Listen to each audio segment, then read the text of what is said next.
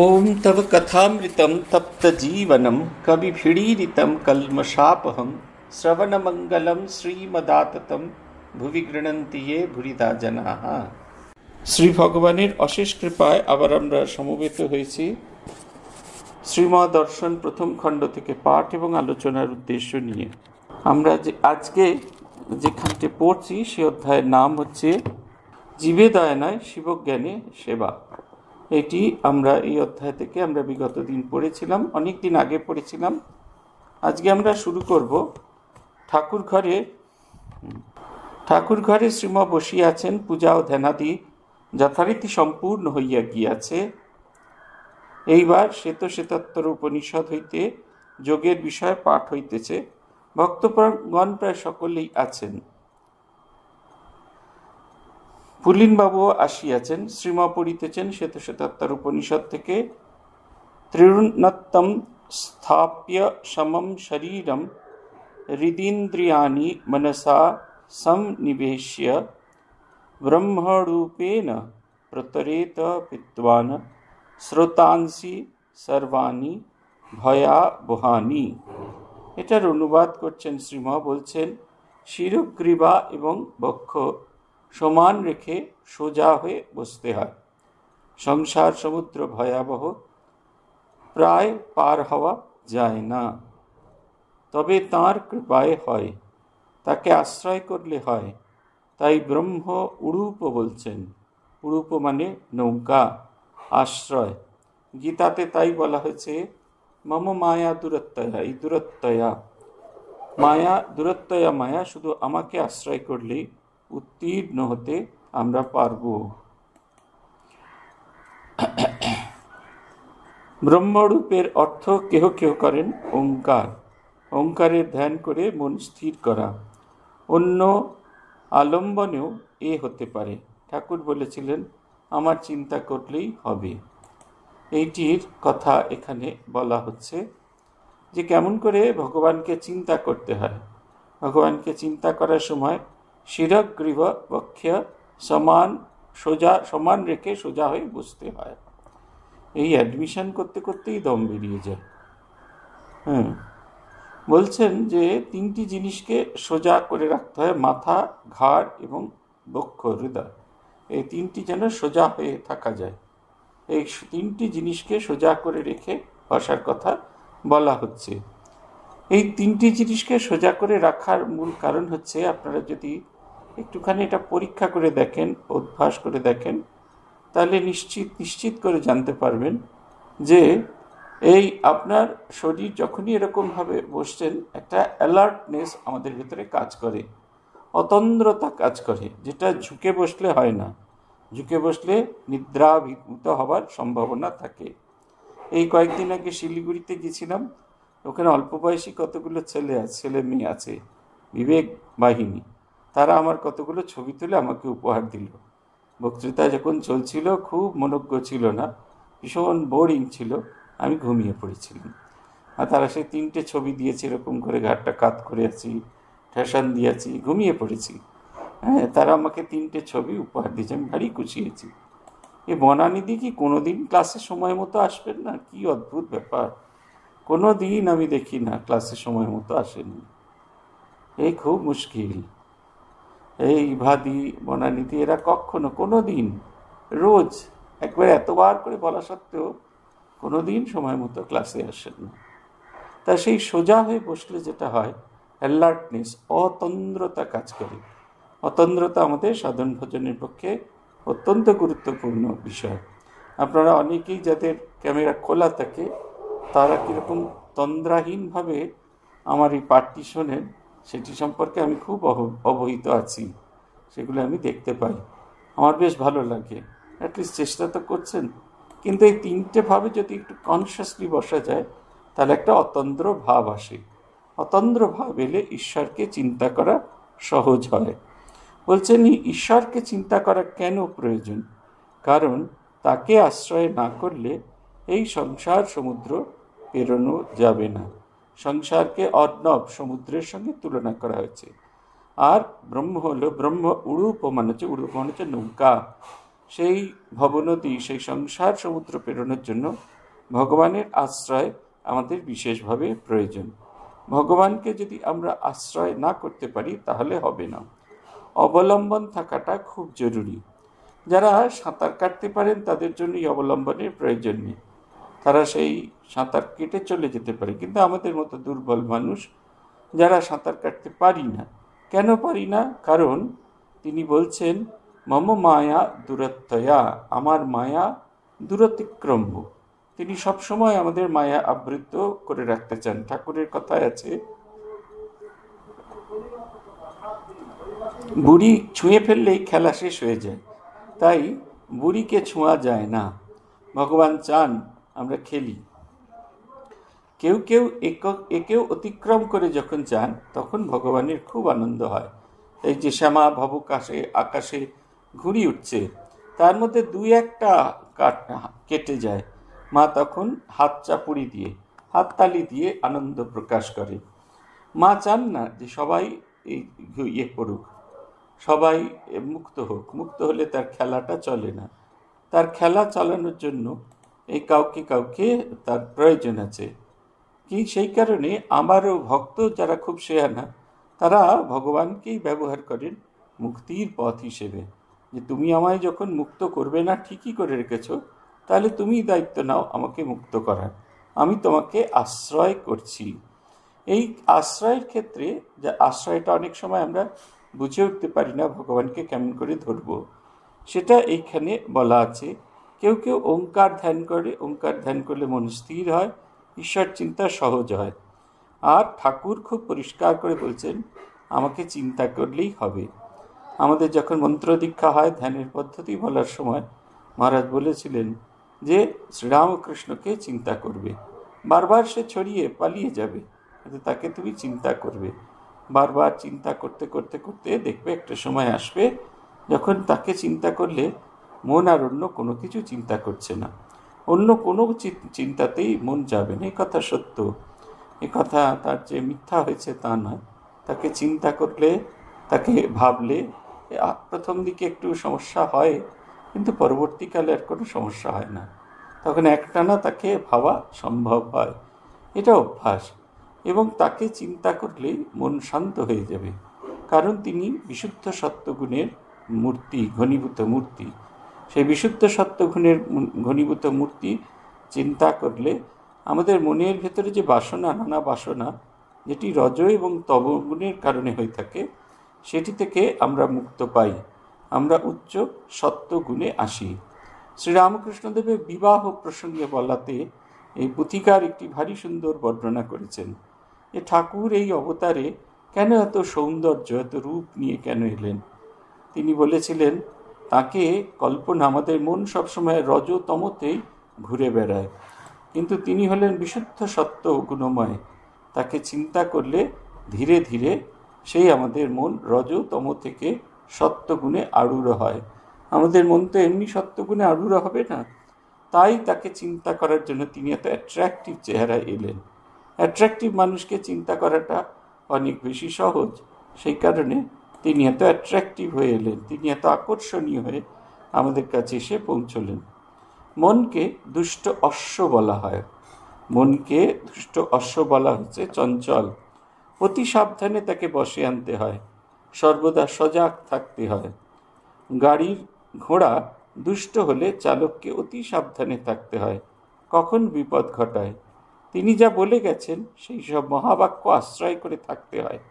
মনের সঙ্গে পেরে উঠতে না উঠলে আকুল প্রাণে তাকে প্রার্থনা করতে হয়, তার কৃপায় সব সহজ হয়ে যায়।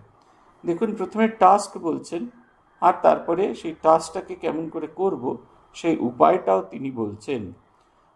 মন সে সবসময় হয়ে যাবে, সবসময় পালিয়ে যাবে। আমাদের পূজ্যপাদ বিমলাত্মানন্দজি বলতেন ছোট ছেলের মতো মন। ছোট ছেলেকে মা খাওয়াতে বসিয়েছে আর মন পালিয়ে যাচ্ছে। মা কি করেন? মা কি ছেড়ে দেন? মা আবার গিয়ে ধরে টেনে হিঁচড়ে তাকে এনে বসিয়ে, কাছে বসিয়ে জোর করে খাওয়ান, আবার সে পালিয়ে যান। আবার মা তাকে টেনে এনে দুঘা কষা দিয়ে আবার বসিয়ে খাওয়ান। এই করে করে এক থালা ভাত খাইয়ে দেন। সেইটাই বলছেন এটার কথা বলতে গিয়ে বলছেন, মন যে দুটো অশ্ব বলা হয়েছে, চঞ্চল চঞ্চল, অতি সাবধানে তাকে বসে আনতে হয়, সর্বদা সজাগ থাকতে হয়। আমাদের গাড়ির ঘোড়া দুষ্ট হলে চালককে অতি সাবধানে থাকতে হয়, কখন বিপদ ঘটায়। এবার তিনি আমাদের জন্য খুব সুন্দর কতগুলো পদ্ধতি বলেছেন, যেতে আমরা খুব সহজে, যেটিকে আশ্রয় করলে আমরা খুব সহজে তাকে পেতে পারি।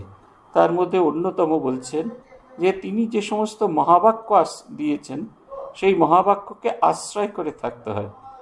এক আর দুই হচ্ছে, মনের সঙ্গে পেরে না উঠতে হলে আকুল হয়ে প্রার্থনা করতে হয়। দুটোই খুব এফেক্টিভ। মহাবাক্যকে আশ্রয় করে থাকতে হয়। মহাবাক্য আশ্রয় না করলে খুব মুশকিল। মহাবাক্য হচ্ছে এখানে শিবজ্ঞানে জীবসেবা, সর্বভূতে ঈশ্বর দর্শন, এই যে ঠাকুরের কথা, যত মত তত পথ, এগুলো সব মহাবাক্য।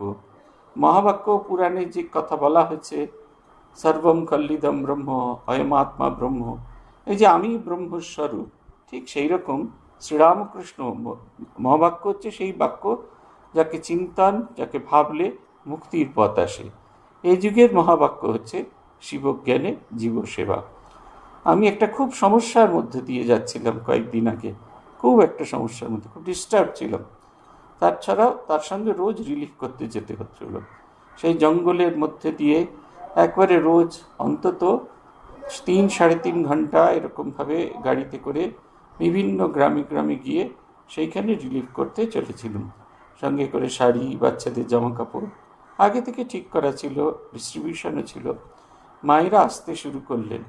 তাদের দেখে না আমার মনে হলো আমি অনেক ভালো আছি, আমি অনেক আনন্দে আছি। তারপরে যখন তাদের হাতে দেওয়া হলো কাপড়গুলো, তাদের যে আনন্দ, তাদের যে স্বস্তি। আগের যে প্রশাসন ছিল সেখানে একটি বিশেষ দিন, মহালয়ার দিন, এই সব গ্রামের মানুষদের আশ্রমে ডাকা হতো। তারপরে তাতে বিধিসম্মতভাবে আরতি টারতি করা হতো, ফুল টুল দেওয়া হতো, চন্দন দেওয়া হতো। তারপরে একটি কেক এবং একটি মিষ্টি দিয়ে আবার ফেরত পাঠানো হতো।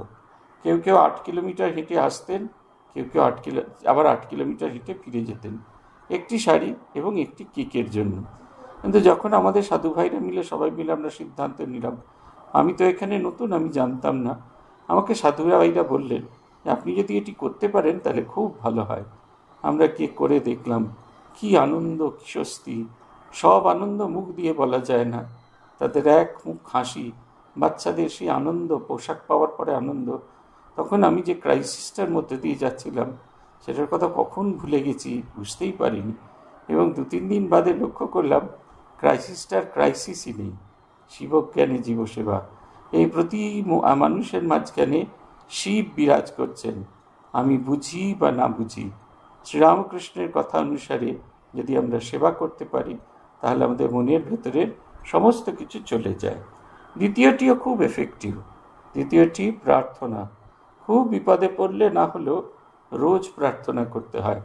রোজ প্রার্থনা করতে করতে, রোজ প্রার্থনা করতে করতে সেই প্রার্থনার শক্তি আপনাকে সাহায্য করে সেইটি পেরিয়ে যেতে। 2020 সালে যখন আমফান শেষ হলো, রাত্রি প্রায় 9:30, আশ্রমে প্রায় সমস্ত জিনিস ভেঙে চুড়ে তছনছ হয়ে গেছে। গাছ উপড়ে পড়েছে, জলের লাইন চলে গেছে, ইলেকট্রিসিটি চলে গেছে, আর কোনো রকম কোনো কিচ্ছু নেই। ইন্টারনেট কাজ করছে না, ফোন কাজ করছে না, সারা পৃথিবীর সঙ্গে আমরা বিচ্ছিন্ন। অথচ আমাদের কাছে 1400 মানুষ রয়েছে। সমস্ত পথ খাবার দিতে যাচ্ছি, আর একটা কথাই ওই অন্ধকার রাত্রিরে শুধু মনে পড়ছে, ভগবান রক্ষা করো, ভগবান রক্ষা করো, ভগবান রক্ষা করো। সময় লেগেছে 8 মাস, কিন্তু আমরা সেই পথটিকে অতিক্রম করতে পেরেছিলাম। আমি আমার নিজের জীবন দিয়ে এই ঘটনা পরীক্ষা করে দেখেছি। এ কথা সত্য, শুধুমাত্র কথার কথা নয়, শুধুমাত্র শব্দের চাটুকারিতা নয়, শুধুমাত্র অলঙ্কারের প্রয়োগ নয়, সত্য সত্য এই কথা সত্য। দুটি দিক, একটা যে কোনো একটি মহামন্ত্রকে গ্রহণ করে এগিয়ে গেলে যাওয়া, সেটা আপনাকে মুক্তির দিকে নিয়ে যাবে। 2 হচ্ছে প্রার্থনা করা, নিরন্তর প্রার্থনা করা। আমার শক্তিতে যখন কুলোচ্ছে না তখন তাকে চাওয়া, ততক্ষণ অবধি চেষ্টা করে যাওয়া যতক্ষণ আমার শক্তিতে চলছে। তারপরে যখন আমার শক্তিতে চলছে না তখন ভগবানের কাছে প্রার্থনা করা। বলছেন যোগীর আহার বিহার সব পরিমাণ মতো হবে, সব বিষয়ে সংযম রেখে একভাবে চলা। আজ 10 ঘন্টা ধ্যান করে ফেললুম, আবার 2 দিন কিছুই নয়, কিংবা আজ খুব নেমন্তন্ন খেলুম, তারপরে 2 দিন উপবাস, এরূপ অসংযম হলে যোগ হবে না, সব ওজন মতো হবে। এই যে সাধন ভজনের ক্ষেত্রে আমরা যখন প্রথম সাধু হতে আসি, আমাদের দেখাশোনা করতেন পূজনীয় বিমলাত্মানন্দজি। উনি আমাদের ইন্ডিভিজুয়ালি সকলকে ডাকতেন। উনি মন্দিরে আমাদের প্রথমে লক্ষ্য করতেন আমরা কে কীরকম জপ ধ্যান করি।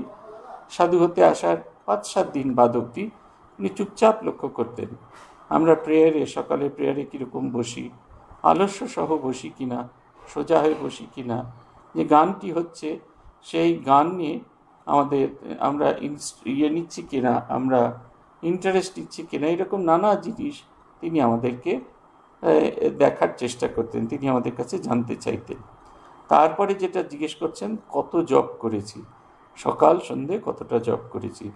উনি আস্তে আস্তে বলতেন, দেখো তোমাদের আগে যখন বাড়িতে ছিলে তখন তোমাদের কত কাজকর্ম করতে হতো, কলেজে যেতে হতো, ইউনিভার্সিটি যেতে হতো, স্কুলে যেতে হতো, যে চাকরি বাকরি করলে অফিসে যেতে হতো। এখানে তো সেসব নেই, তাহলে কি করবে সেই খালি সময়টা?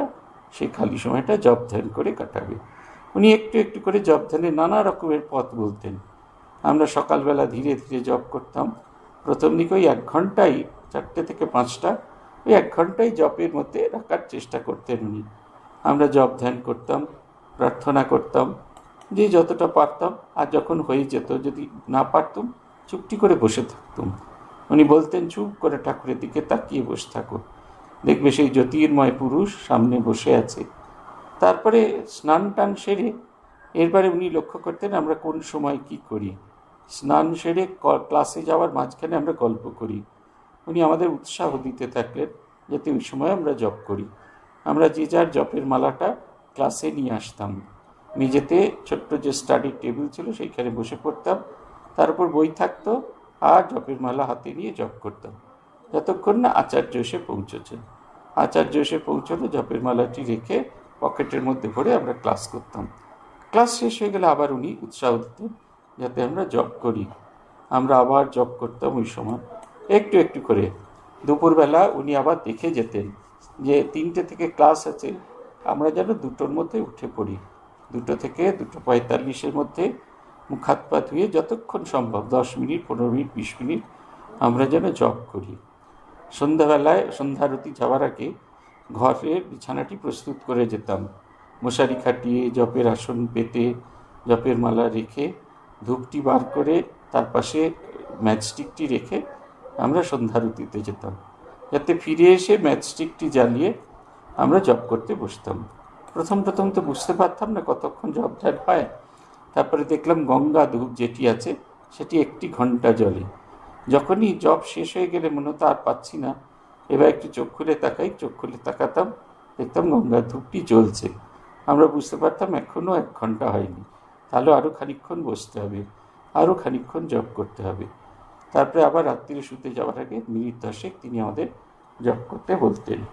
এই সারাদিন বারবার বারবার একটু একটু একটু করে অভ্যাস করে আমরা দেখলাম দিনের যে 2টো বেসিক সময়, যে সময় আমরা জপ করি, ঘুমিয়ে পড়বেন না কেউ, যে সময় জপ করি, একটি সকালে এবং অপরটি সন্ধেবেলা, সেই সময় জপের কোয়ালিটিটা খুব ভালো হচ্ছে। আমরা বারবার বারবার জপ করতে শিখে কোয়ালিটিটা ভালো হচ্ছে, একটু একটু করে সংখ্যাটা বাড়ছে।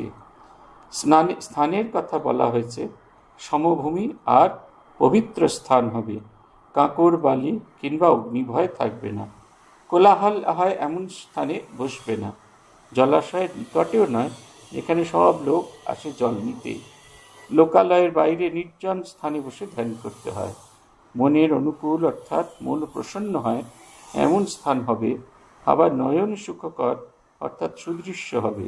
শ্রীম পড়িলেন, যথৈব বিম্বম মৃদয়োপলিপ্তম তেজোময়ম ভ্রাজতে তৎ সুধান্তম তদাত্মতত্ত্বম প্রসমীক্ষ দেহি একঃ কৃতার্থো ভবতে বীতশোকঃ। এইটি তিনি বলছেন যে স্থানের কথা বলা হচ্ছে, সমভূমি হবে আর পবিত্র স্থান হবে। সমভূমি মানে উঁচু নিচু হবে না, উঁচু নিচু যদি হয় তাহলে আপনি সেখানে কিছুতেই বসতে পারবেন না। পা মুড়ে যেখানে না বসতে পারছেন, যতদিন পা মুড়ে বসতে পারছেন, পা মুড়ে যেখানে না বসতে পারছেন সেখানে কখনো সাধন ভজন হয় না। সবসময় একটা প্লেন ভূমি। আমরা শ্যামলাতালে ওখানে একটা পয়েন্ট আছে, সেইখানে সবাই গিয়ে বসে। সেই জায়গায় অনেক পাথর ছড়িয়ে ছিটিয়ে আছে, জায়গাটাও অন্যরকম। আমরা প্রথমবার যখন যাই তখন গিয়ে দেখেছিলাম সে জায়গাটায় বসার বিশেষ ব্যবস্থা নেই। দ্বিতীয়বার যখন গেলাম তখন দেখলাম সেখানে একটা সিমেন্টের চওড়া বেঞ্চ করে দেওয়া আছে, যাতে যারা পা ঝুলিয়ে বসে জব করতে পারে তারা সামনের দিকে বসে জব করতে পারে, আর যারা পা মুড়ে বসে জব করতে চান তারা ওইখানে বসতে পারেন। সেইখানটি বসে আমরা জব করতাম। শান্ত, নিচে পৃথিবী, অনেকটা নিচে শহর, আর ওপরের সেই পাহাড়ের একটা অংশে আমরা বসে সেইখানে বসে জব ধ্যান করতাম। এই যে অদ্ভুত একটা কোলাহল নেই, পাখির আওয়াজ। সন্ধেবেলা আমরা যখন জব করতে যেতাম সেখানে, সন্ধে নয় বিকেলবেলা, সন্ধিক্ষণ, সূর্য অস্ত যাচ্ছে। সূর্য অস্ত হওয়ার আগে কিছুক্ষণ আগে আমরা যেতাম, 4টে নাগাদ চাটা খেয়ে, আর 5টা 5:30 নাগাদ চলে আসতাম। পাখিদের আওয়াজ হচ্ছে, সূর্য অস্ত যাচ্ছে, কোথাও কোনো আওয়াজ নেই, কোথাও কোনো হইচই নেই, কোথাও কোনো মানুষজনের আসা যাওয়া নেই। যেখানে অনেক মানুষ জল নিতে আসে, জল নিতে এলেই গল্প হয়। ইদানিং একটা নতুন শব্দ বেরিয়েছে, কলতলার ঝগড়া। কলতলা আগেকার দিনে বস্তি বাড়িতে কলতলাতে ঝগড়া হতো, ভাব হতো, ঝগড়া হতো। সেই ঝগড়ার গল্প কোনো একজন নেতা বা নেত্রীর ঝগড়াকে দেখে তারা সেইটির তুলনা করেছেন। অর্থাৎ এক জায়গায় যেখানে অনেকে মতানৈক্য, মতবিরোধ হতে পারে, সেইখান থেকে লোকালয়ের বাইরে নির্জন স্থানে বসে ধ্যান করতে হয়। মনে অনুকূল বা মন প্রসন্ন হয় এমন স্থানে হবে। আবার নয়ন সুখকর অর্থাৎ সদৃশ্য হবে, সুদৃশ্য হবে। নয়ন সুখকর, আমরা ঠাকুরের সামনে বসলে সবচেয়ে নয়ন সুখকর হয়। যখনই মন বসছে না, ঠাকুরের ছবির দিকে তাকালে মন আপনা আপনি বসবে। শ্রীম বলছেন ধ্যান করতে করতে মন ক্রমশ শুদ্ধ হয়ে যাবে। একদম সঠিক কথা। কাম ক্রোধাদি চলে যায়। সোনার পিণ্ডে মাটি সোনা মাখানো আছে, যেই জল দিয়ে ধুয়ে ফেলা হলো অমনি উজ্জ্বল হয়ে গেল। তেমনি হয় মন শুদ্ধ উজ্জ্বল। সেই শুদ্ধ মনে তাঁর দর্শন হয়। যোগী অবাক হয়ে দেখে আমি ব্রহ্ম, তখন মুক্তি। এটা একবারে অনুভবের কথা। ধীরে ধীরে তিনি বলছেন। আপনারা যারা সাধন ভজন করেন নিশ্চিত করে জানবেন এই অনুভূতি আপনাদের হবেই। এই অনুভূতি না হয়ে আপনাদের যাবে না। এই অনুভূতি অবশ্যই আপনাদের হবে, এ নিয়ে কোনো দ্বিমত নেই। যত জপ ধ্যান সাধন ভজন করবেন, মনের ভেতরটা তত পবিত্র, শান্ত হয়ে যাবে, উজ্জ্বল হবে। মনে হবে যেন আপনি আনন্দে ভরপুর হয়ে আছেন। এটি হবেই। এই অনুভূতিকে কেউ আটকাতে পারবে না। আপনি নিজে অনুভব করতে পারবেন একটা অদ্ভুত, একটা অব্যক্ত আনন্দ আপনার ভিতরে সবসময় চলছে। সবসময় পরিবেশ আমাদের ভাব অনুযায়ী হয় না, কিন্তু যদি আমাদের মনটা সাধন ভজন পর হয়, আমরা যদি মনের ভেতরে ভগবানকে ডাকার ইচ্ছা আমাদের ভিতরে তীব্রভাবে জাগতে থাকে, তাহলে নিশ্চিত করে জানবেন আমাদের মনের ভেতরেও এই পরিবর্তনটি আসছে। তখন সে দেখবে, কি দেখে সে? যোগী অবাক হয়ে দেখে আমি ব্রহ্ম, তখনই মুক্তি। আমি ব্রহ্ম মানে বিরাটের ভেতরে সে একটা অংশ হিসেবে দেখতে পায়। এই যে শ্রীরামকৃষ্ণ এবং হৃদয় রামের একটি যাত্রাপথের গল্প আমরা অনেকেই জানি। ঠাকুর চলেছেন সেই ঝাউবনে, ঝাউতলার দিকে চলেছেন, হৃদয় পেছন সঙ্গে করে এটি নিয়ে যাচ্ছেন। ঠাকুর হৃদয়রাম দেখলেন শ্রীরামকৃষ্ণের শরীর থেকে আলো বিচ্ছুরিত হচ্ছে। আলো বিচ্ছুরিত হয়ে সমস্ত জঙ্গলটা, অন্ধকার জঙ্গল আলোয় আলোকিত হচ্ছে। হৃদয়রাম লক্ষ্য করলেন শ্রীরামকৃষ্ণ যেন জ্যোতিঘন তনু, জ্যোতি যেন একটি তনুতে, একটি শরীরে ঘনীভূত হয়ে সেটি প্রকাশিত হচ্ছে।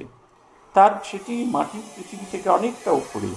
তারপরে তিনি নিজের দিকে তাকালেন, তিনিও তার মাটির পৃথিবী থেকে অনেকটা দূরে, তিনিও জ্যোতির্ময়। তবে ঠাকুর যদি পূর্ণ জ্যোতি হন, তিনি তার খণ্ডাংশ, তিনি তার একটা অংশ।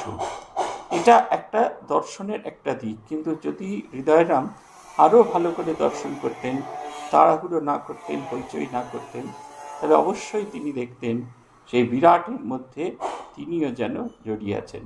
শ্রীরামকৃষ্ণের দর্শনের একটি ছবি এটি পুঁথিতে আছে, বাইরে অন্য কোথাও আমি পাইনি। ঠাকুর একদিন দেখলেন যখন তার অদ্বৈত সাধনা করার ইচ্ছা হলো, তখন তার একটি দর্শন হলো।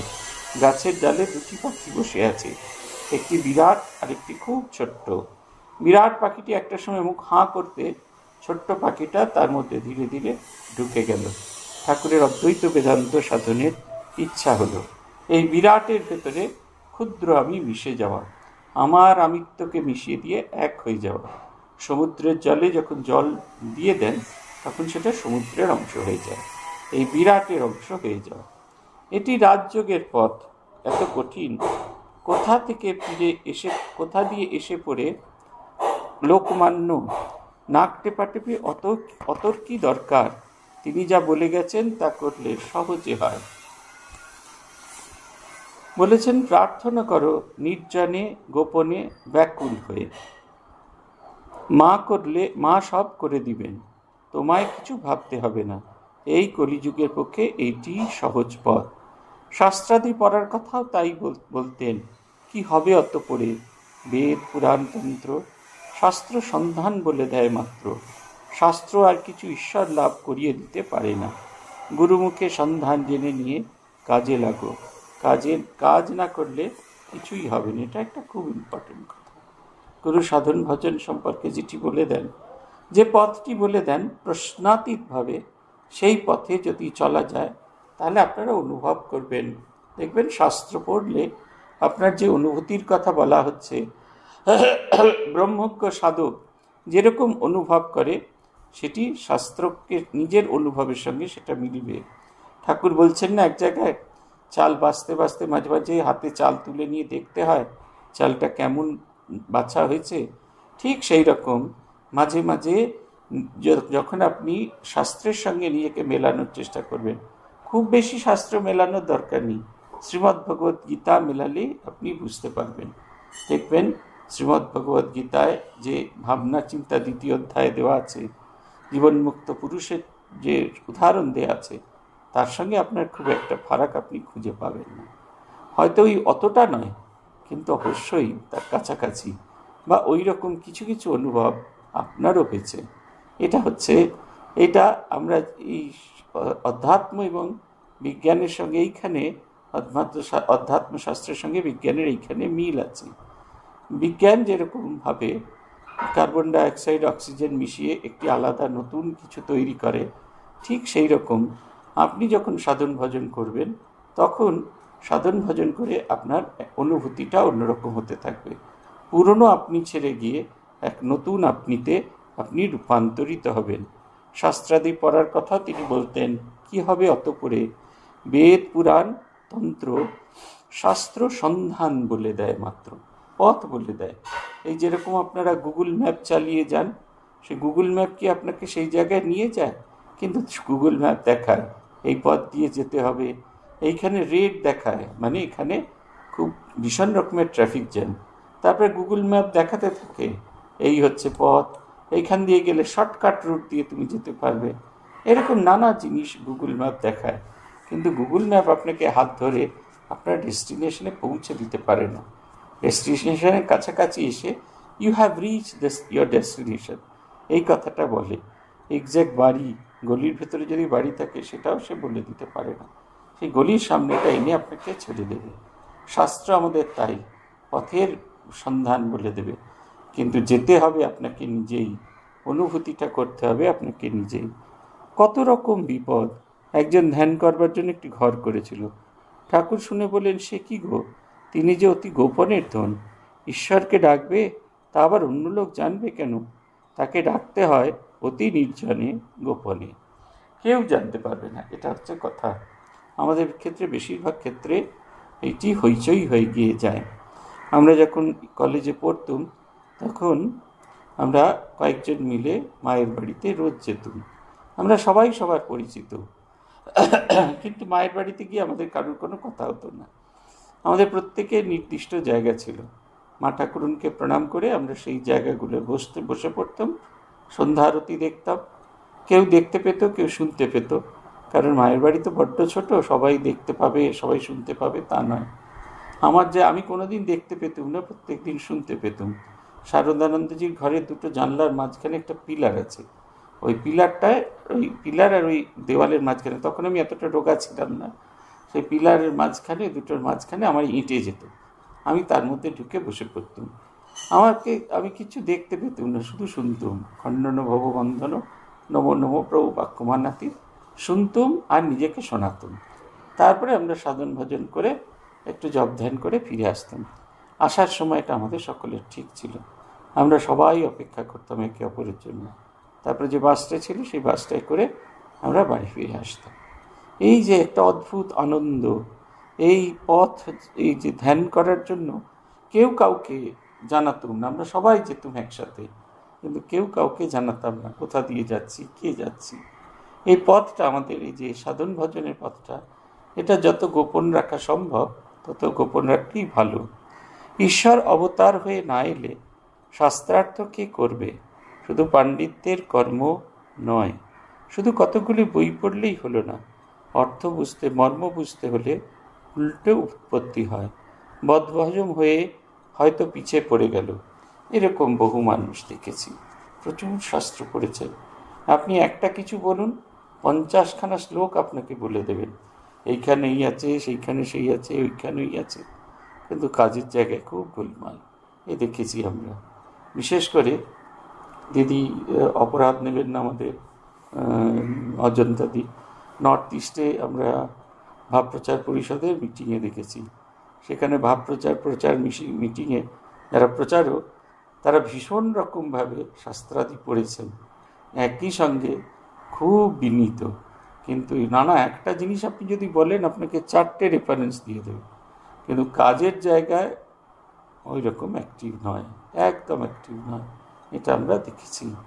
শুধু ওইটি হলে হবে না, শাস্ত্র পড়লে হবে না, শাস্ত্রের মর্মার্থ গ্রহণ করতে হবে। শুধু মর্মার্থ গ্রহণ নয়, সেটা জীবনে ব্যবহার করতে হবে। যতক্ষণ না জীবনে ব্যবহার করছেন ততক্ষণ হবে না। আমার মতো, আমি যেরকম বোকা, রোজ nishamodulika.com দেখি, রোজ অতনুর রান্নাঘর সাবস্ক্রাইব করা আছে, নতুন কি রান্না এলে সেগুলো দেখি। আলুর দমের নতুন রান্নায়, পুজো আসছে, কত রকমের রান্নার কথা নিশা মধুলিকা, তারপর অতনুর রান্নাঘর বলছে। আমি হাঁ করেই দেখি, কোনোদিন রান্নাঘরে যাই না। আমাকে যদি বলা হয় ওই চিনি, অতনুর রান্নাঘর দেখেছি, চিনি কোনটা ধনের গুঁড়ো, কোনটা জিরের গুঁড়ো, আলাদা কীরকম দেখতে হয় না। আমাকে রান্না করতে বললে আমি রান্না করতে পারবো না। শাস্ত্র যদি পড়ে, যদি সেটাকে ব্যবহার না করা হয়, আমার মধ্যে হবে এই অতনুর রান্নাঘর দেখাটাই সার হবে। অতনুর রান্নাঘরে দেখানো খাবারগুলো আর জীবনে রান্নাঘর থেকে খেয়ে আসা হবে না। বহু লোককে আমি উৎসাহ দিই অতনুর রান্নাঘর দেখার জন্য, এবং সেই সব রান্না তৈরি করে আমাকে খাওয়ানোর জন্য। কোথাও সাকসেসফুল হই, কোথাও আনসাকসেসফুল হই। ঈশ্বর অবতার হয়ে না এলে শাস্ত্রার্থ কে বোঝাবে? শাস্ত্রের যে অর্থ, এটি ঈশ্বরের জীবন দিয়ে বোঝা যায়। ওই যে তন্ময়তা, ভগবানের তন্ময়তা, এই তন্ময়তা শব্দ বোঝাতে শ্রীরামকৃষ্ণের সমাধি হয়ে যাওয়ার কথা। তন্ময়তাটা তো তীব্র হবে যে তিনি ভিন্ন আর কোনো কিছুর কথা মনে আসবে না। তাই গুরুমুখ দরকার, যদি শুনতে হয়, জানতে হয়। নয়তো তাকে নির্জনে গোপনে ডাকো, প্রভু আমায় বুঝিয়ে দাও এই বলে, আর যেমন পেটে সয় তেমনি ব্যবস্থা করবেন তিনি।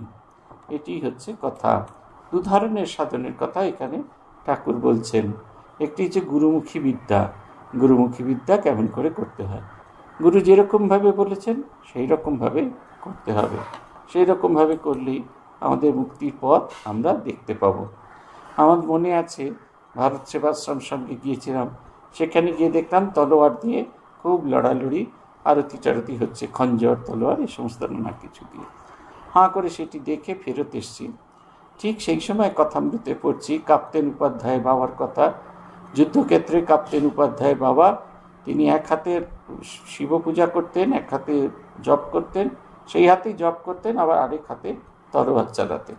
আমার মনে হলো ভারত সেবাশ্রম সঙ্গে যে ওই যে ভাব, ওইটি বোধহয় রাজকীয় যোগ, ওইটি বোধহয় রাজকীয় যোগ। রাজযোগ না আরেকটা কি জিজ্ঞেস করেছিলাম মহারাজকে, এই বিষয় নিয়ে জিজ্ঞেস করেছিলাম। মহারাজ বললেন, দেখো যা শিখিয়েছি সেইটি করো, অন্য আর কিছু তোমার করার কথা নয়। বীর ভাব, আমি ভেবেছিলাম ওটাকেই বোধহয় বীর ভাবের সাধন বলে, যে বীর পুরুষ যেরকম সাধন করছে সেই রকম। মহারাজ আমাকে বললেন, দেখো বাপু, যে ভাবটা শিখিয়েছি সেই ভাবটাকেই আত্মস্থ করো, আর অন্য কোনো ভাব শেখার দরকার নেই। এমনভাবে বললেন সকলের সামনে, প্রেস্টিজে আমার মাথার লজ্জায় একবারে ঝট করে কাটা পড়ে হাতের মধ্যে চলে এলো। আর জীবনে কোনো দিন এসব নিয়ে জিজ্ঞাসা করিনি। আমাদের একটাই পদ্ধতি মহারাজ বলেছিলেন, সেটি মেনে চলার চেষ্টা করি। দীক্ষার সময় যে গ্রন্থটি তিনি দেন, সাধন পদ্ধতি, সেই বইটি আমি এখনও পড়ি।